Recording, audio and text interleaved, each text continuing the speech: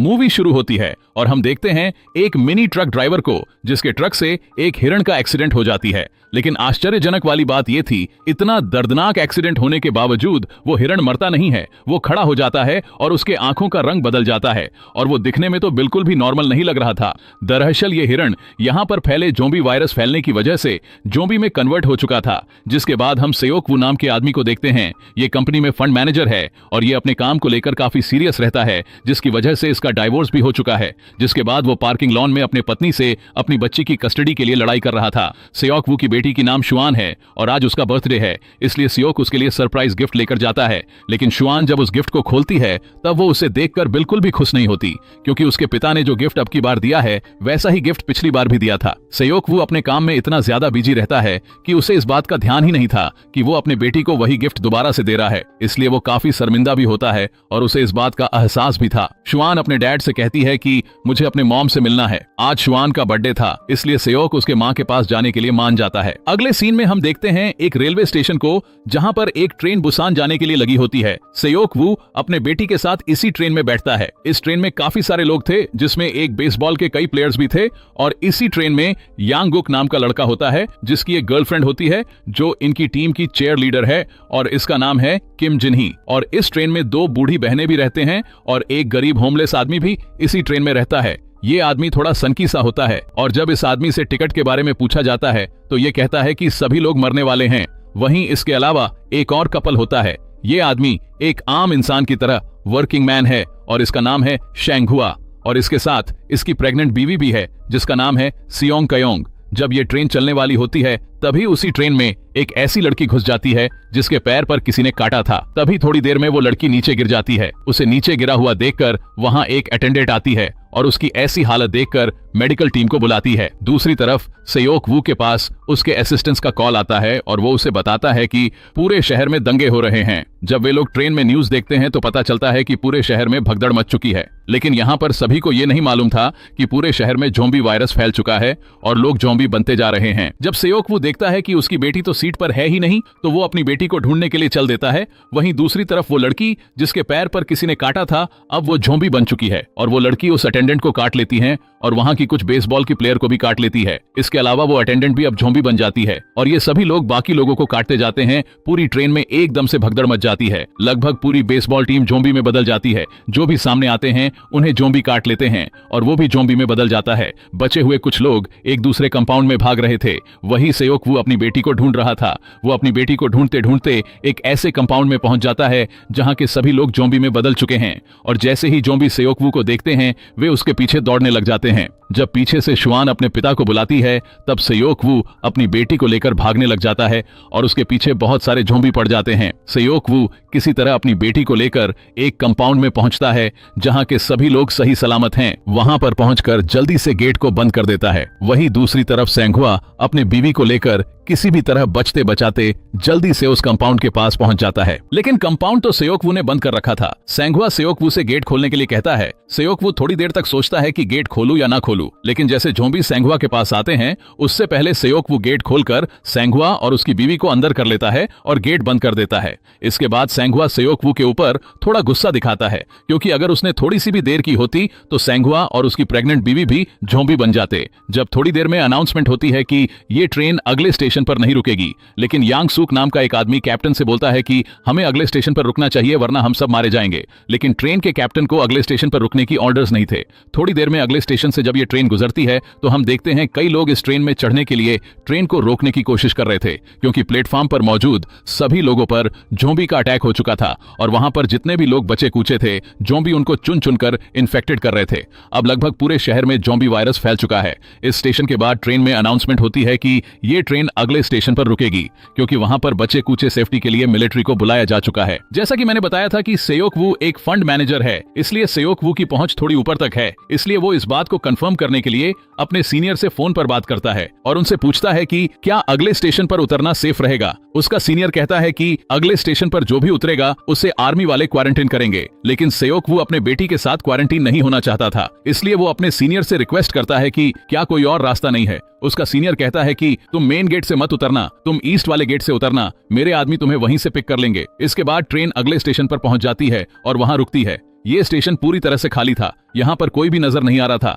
ना ही मिलिट्री वाले ना ही और कोई बचे कुचे लोग ट्रेन से उतरते हैं और आगे की तरफ बढ़ते हैं। यहाँ पर हम देखते हैं कि योंगसुक कैप्टन से रिक्वेस्ट करता है कि हमें यहाँ पर नहीं रुकना चाहिए, यहाँ पर बहुत खतरा है। हालांकि कैप्टन को भी सही लगता है क्योंकि मिलिट्री वाले तो छोड़ो बल्कि कोई भी नहीं दिख रहा था। वहीं दूसरी तरफ सभी पैसेंजर मेन गेट की तरफ जा रहे थे, लेकिन सेओक वू अपनी बेटी के साथ सबसे अलग ईस्ट की तरफ जाता है। लेकिन यहाँ पर हम देखते हैं कि वो होमलेस आदमी भी इनके पीछे पीछे आता है क्योंकि इस आदमी ने सेओक वू की बात सुन लिया था। सुआन अपने पापा से कहती है कि हमें बाकी लोगों को अपने साथ लेकर चलना चाहिए, लेकिन सेओक वू कहता है कि नहीं बेटी, इस वक्त सिर्फ हमें अपने बारे में सोचना चाहिए। सुआन अपने पापा से कहती है कि आपकी इसी वजह से मम्मी ने हमें छोड़कर चली गई, आप सिर्फ अपने बारे में सोचते हो। दूसरी तरफ सभी पैसेंजर मेन गेट की तरफ बढ़ रहे थे कि तभी वहां पर हम देखते हैं कि जितने भी मिलिट्री के लोग थे वो अब ज़ॉम्बी में बदल चुके हैं। इतने सारे ज़ॉम्बी को देखकर लोगों में भगदड़ मच जाती है। कुछ लोगों को ज़ॉम्बी इन्फेक्टेड कर देते हैं और कुछ लोग अपनी जान बचाने के लिए इधर उधर भागने लगते हैं। वही सेओक वू चालाकी में था, लेकिन ईस्ट गेट पर उसे कोई भी आदमी लेने नहीं आता, बल्कि वहां भी मिलिट्री वाले होते हैं और वो भी ज़ॉम्बी में बदल चुके होते हैं। सेओक वू तेजी से भागकर अपनी बेटी के पास जाता है कि तभी उसकी बेटी के पीछे भी एक ज़ॉम्बी आ जाता है और जैसे ही वो उसे इन्फेक्टेड करने वाला था कि तभी वहां पर सेंघुआ आता है और ज़ॉम्बी से शुआन को बचा लेता है। इसके बाद बचे कुचे लोग प्लेटफॉर्म से बाहर आकर गेट को बंद कर देते हैं ताकि ज़ॉम्बी बाहर ना आ पाए, लेकिन कांच का गेट कब तक ज़ॉम्बी को रोक सकता था। सभी लोग भागकर ट्रेन के अंदर जाने की कोशिश करते हैं और जल्दी जल्दी में गलत गेट को खोल देते हैं और ट्रेन के अंदर से बहुत सारे ज़ॉम्बी बाहर निकल जाते हैं। यहाँ पर हम देखते हैं कि वो जो दो बूढ़ी बहनें थी, उन दोनों की जान ज़ॉम्बी से बचाने के लिए एक बहन को अटेंडेंट दूसरे कंपाउंड में ले जाती है और उनमें से एक को वो प्रेग्नेंट औरत शुआन के साथ एक दूसरे कंपाउंड में लेकर चढ़ जाती है। तभी उसी कंपाउंड में वो होमलेस आदमी भी चढ़ जाता है, लेकिन ये लोग जिस कंपाउंड में चढ़े थे उस कंपाउंड में बहुत सारे ज़ॉम्बी थे और ज़ॉम्बी से बचने के लिए ये लोग टॉयलेट में छुप जाते हैं। दूसरी तरफ योंगसुक ट्रेन अटेंडेंट को पकड़कर बोलता है कि भाई किसका वेट कर रहे हो, चलो जल्दी वरना हम लोग मर जाएंगे। लेकिन जिन्ही बोलती है कि मेरे दोस्त अभी प्लेटफॉर्म पर ही है, उनको आने दो तब हम चलेंगे। लेकिन योंगसुक बहुत मतलबी था, वो ट्रेन अटेंडेंट से लड़कर ट्रेन चालू करवा लेता है। वहीं दूसरी तरफ हम देखते हैं सेंघुआ बाकी लोगों के साथ मिलकर उस कांच के गेट को पकड़कर रखा हुआ था ताकि ज़ॉम्बी बाहर ना आ सके। जैसे ही वो कांच का गेट टूटने वाला था वो लोग गेट छोड़कर भागने लग जाते हैं, लेकिन भागते भागते यांगुक के दोनों दोस्तों को ज़ॉम्बी इन्फेक्टेड कर देते हैं। संघुआ उसे संभालता है और ये सभी ट्रेन की तरफ जाते हैं, लेकिन यहाँ पर ट्रेन भी चल चुकी थी और इनके पीछे ज़ॉम्बी भी पड़ चुके हैं। अपनी जान बचाने के लिए ये लोग किसी तरह एक खाली कंपाउंड में चढ़ जाते हैं। ट्रेन में चढ़कर यांगुक अपने जिन्ही के पास कॉल करता है और उससे कहता है कि हमारे सभी दोस्त मर चुके हैं और हम कुछ लोग बचे हुए एक कंपाउंड में हैं और हम तुम्हारे कंपाउंड में आने वाले हैं। इसके बाद सेंघुआ भी अपने बीवी के पास कॉल करता है, लेकिन उसका फोन शुआन उठाती है। शुआन बताती है कि वे लोग जिस कंपाउंड में चढ़े थे उसमें ज़ॉम्बी हैं और उनसे बचने के लिए वे लोग एक टॉयलेट में छुपे हुए हैं और वो उन्हें यह भी बताती है वे सभी कंपाउंड नंबर 13 में हैं, लेकिन शेंघुआ और ये सभी लोग कंपाउंड नंबर 9 में हैं। अब इन्हें उन तक पहुंचने के लिए 9-13 के बीच के डब्बे को पार करके उन तक पहुंचना होगा, इसलिए ये लोग ज़ॉम्बी से लड़ने की पूरी तैयारी करते हैं और आगे बढ़ते हैं। पहले कंपाउंड में तो ये लोग बड़े जोश से लड़ते हैं और सभी ज़ॉम्बियों को मारते हुए आगे बढ़ते हैं। अगले कंपाउंड में जब ये सभी पहुंचते हैं तब वहां पर देखते हैं कि बेसबॉल की पूरी टीम ज़ॉम्बी बन चुकी है। यांगुक अपने दोस्तों को ज़ॉम्बी बना हुआ देखकर चौंक जाता है, लेकिन शेंघुआ और सेओक वू उनसे लड़ ही रहे होते हैं कि तभी ट्रेन टनल से होकर गुजरती है और टनल की वजह से ट्रेन में अंधेरा हो जाता है। यहाँ पर ये नोटिस करते हैं कि ज़ॉम्बी अंधेरे में इन्हें देख नहीं पा रहे हैं, तो ये लोग बिना लड़े ही ज़ॉम्बी से चुपचाप ये वाला कंपाउंड भी पार कर लेते हैं। इसके बाद अगले कंपाउंड को पार करने के लिए सेओक वू प्लान बनाता है, शेंघुआ का फोन लेता है और ज़ॉम्बी के बीच फेंक देता है और अपने फोन से उस फोन पर कॉल करता है और जैसे ही फोन की रिंगटोन बजती है सभी ज़ॉम्बीज़ फोन के पास चले जाते हैं, जिसके बाद इन्हें भागने का मौका मिल जाता है और दूसरे वाले कंपाउंड में चले जाते हैं। अब सेओक वू अपने बेटी से मिलकर बहुत खुश होता है और शेंघुआ अपने बीवी से मिलकर भी खुश होता है, लेकिन ये लोग बाकी लोगों के पास जा पाते उससे पहले टनल खत्म हो जाती है और ज़ॉम्बी इन्हें देखने ही वाले होते हैं कि ये लोग भी टॉयलेट में छुप जाते हैं। इसके बाद ये प्लान बनाते हैं कि अगली टनल 3 मिनट के बाद आएगी और अगली टनल के आते ही हमें अंधेरे का फायदा उठाकर ये वाला कंपाउंड पर करना होगा। इसके बाद यांगुक अपने दोस्त के पास कॉल करता है और उसे कहता है कि हम लोग आने वाले हैं, तुम लोग कंपाउंड के गेट को खोल के रखना। जिन्ही बहुत खुश होती है, वो सभी लोगों से कहती है कि मेरे दोस्त आ रहे हैं, हमें उनके लिए गेट खोलना है, लेकिन योंगसुक गेट खोलने से मना कर देता है। वो कहता है कि वो सभी इन्फेक्टेड हो चुके होंगे इसलिए हम गेट नहीं खोलेंगे। बाकी लोग भी उसकी हाँ में हाँ मिलाते हैं और गेट खोलने से मना कर देते हैं। वही दूसरी तरफ जैसे ही टर्नल आती है अंधेरा हो जाता है। उस अंधेरे का फायदा उठाकर ये लोग कंपाउंड पार कर रहे होते हैं, लेकिन जब तक ये लोग इस कंपाउंड को पार कर पाते तभी टर्नल खत्म हो जाती है और ज़ॉम्बी भागकर इनके तरफ आते हैं। दूसरी तरफ यांगुक दूसरी कंपाउंड का गेट खुलवाने की कोशिश कर रहा था, लेकिन यहाँ पर यांगसुक की वजह से कोई भी गेट खोलने से राजी नहीं था। एक तरफ सेयोक वू और शेंगहुआ जोम्बी की गेट को पकड़ रखे हुए हैं, तो दूसरी तरफ यांग गुक गेट खोलने की कोशिश कर रहा है। वहीं वो बूढ़ी औरत और प्रेग्नेंट औरत उस बच्ची के साथ एक जगह पर खड़े हैं, लेकिन दूसरे कंपाउंड में किसी भी इंसान को दया नहीं आती। लेकिन यांग गुक किसी तरह गेट खोल के उस कंपाउंड में घुस जाता है और बाकी लोग भी उस कंपाउंड में चले जाते हैं। लेकिन सभी को जान बचाने के लिए शेंगहुआ अपनी जान की परवाह नहीं करता है और उन सभी ज़ॉम्बियों को रोक कर रखने के लिए वहीं पर रुक जाता है और सेयोक वू से कहता है कि मेरी बीवी का ख्याल रखना। इसके बाद सेयोक वू अपनी बच्ची और उसकी बीवी को लेकर इस कंपाउंड से चला जाता है। यहाँ पर हम देखते हैं कि सभी ज़ॉम्बी गेट तोड़कर शेंगहुआ को भी खत्म कर देते हैं। उस बूढ़ी बहनों में से एक बहन भी मारी जाती है। दूसरे कंपाउंड में पहुंचकर सेयोक वू योंगशुक के ऊपर बहुत गुस्सा करता है। सेयोक वू उसे कहता है कि अगर तुमने सही समय पर गेट खोल दिया होता तो आज वो दोनों जिंदा होते, लेकिन योंगशुक को इससे क्या फर्क पड़ता था और वो उल्टा लोगों को भड़काने लगता है कि ये लोग ज़ॉम्बी के पास से आए हैं, ये सारे के सारे इन्फेक्टेड हैं, इसलिए इनमें से कोई भी हमारे साथ नहीं रह सकते, इन सभी को दूसरे कंपाउंड में भेज देना चाहिए। बाकी लोग भी योंगशुक का ही बात मानते हैं और उन सभी को दूसरे कंपाउंड में भेज देते हैं। उनके साथ जिन्हीं भी सेयोक वू के कंपाउंड में चली जाती है। वहीं वो बूढ़ी औरत अपनी बहन को ज़ॉम्बी बना हुआ देखकर काफी सदमे में थी और वो ज़ॉम्बी वाले गेट को खोल देती है, क्योंकि उसकी बहन को ज़ॉम्बी बनने की कारण यही लोग थे। गेट खुलते ही सभी ज़ॉम्बी उस कंपाउंड में घुस जाते हैं और सभी को इन्फेक्टेड कर देते हैं। सभी लोग चिल्ला रहे होते हैं और ये सभी के सभी ज़ॉम्बी बन जाते हैं। तभी ट्रेन अचानक से रुक जाती है, क्योंकि आगे दो ट्रेन आपस में लड़ी हुई थी, इसलिए अब ये ट्रेन यहाँ से आगे नहीं जा सकती। अब उन्हें आगे बढ़ने के लिए एक दूसरी ट्रेन बदलनी थी। वहीं हम देखते हैं कि योंगशुक अभी एक अटेंडेंट के साथ एक टॉयलेट में छुपा हुआ है। योंगशुक अपनी जान बचाने के लिए अटेंडेंट को ज़ॉम्बियों की तरफ फेंक देता है और खुद वहां से भाग जाता है। दूसरी ट्रेन तक जाने के लिए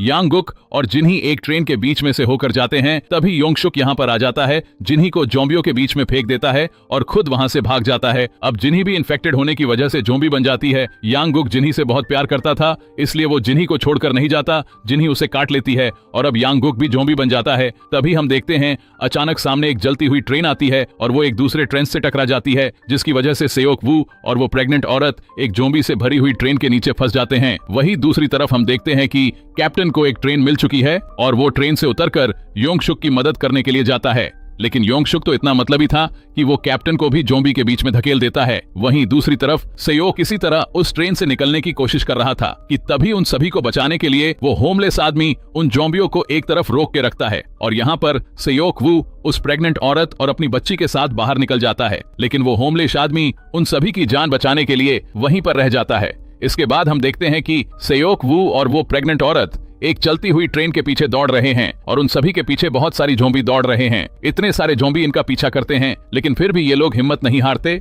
और किसी तरह ये लोग ट्रेन पर चढ़ जाते हैं। लेकिन ज़ॉम्बी भी हिम्मत नहीं हारते, वे सभी भी उस ट्रेन को पकड़कर लटक जाते हैं, जिसकी वजह से ट्रेन की स्पीड काफी धीरे हो जाती है। सेयोक वू किसी तरह ज़ॉम्बियों की पकड़ से ट्रेन को छुड़ा लेता है, लेकिन सेयोक वू इंजन के आगे कैप्टन की रूम में जाता है। तब वो देखता है कि वहाँ पर योंगशुक रहता है और वो भी इन्फेक्टेड हो चुका है, लेकिन योंगशुक अभी पूरी तरह से ज़ॉम्बी नहीं बना है। तभी योंगशुक अचानक से सेयोक वू के ऊपर हमला कर देता है। सेयोक वू योंगशुक से अपने आप को बचाने की बहुत कोशिश कर रहा होता है, लेकिन योंगशुक सेयोक वू के हाथ पर काट लेता है और तभी सेयोक वू अपने आप को एक जंजीर में बांध लेता है और योंगशुक को लेकर ट्रेन से कूद जाता है। योंगशुक तो नीचे गिर जाता है, लेकिन सेयोक वू जंजीर से बंधे हुए के कारण बच जाता है। सेयोक वू को पता था कि अब वो भी इन्फेक्टेड हो चुका है, इसलिए वो जल्दी से उस प्रेग्नेंट औरत को और अपनी बेटी शुआन कैप्टन के रूम में लेकर जाता है। उन्हें ट्रेन के बारे में कुछ बेसिक सी बातें बताता है। सेयोक वू को अपनी बेटी को बचाने के लिए उसे ऐसा करना पड़ रहा था। सेयोक वू उस रूम से बाहर आकर खूब रोता है और अपनी बेटी के बारे में सोचता है, जिसके बाद सेयोक वू अपनी बेटी की यादों के साथ ट्रेन से नीचे कूद जाता है। दूसरी तरफ शुआन बहुत रो रही थी। इसके बाद हम देखते हैं कि थोड़ी दूर जाकर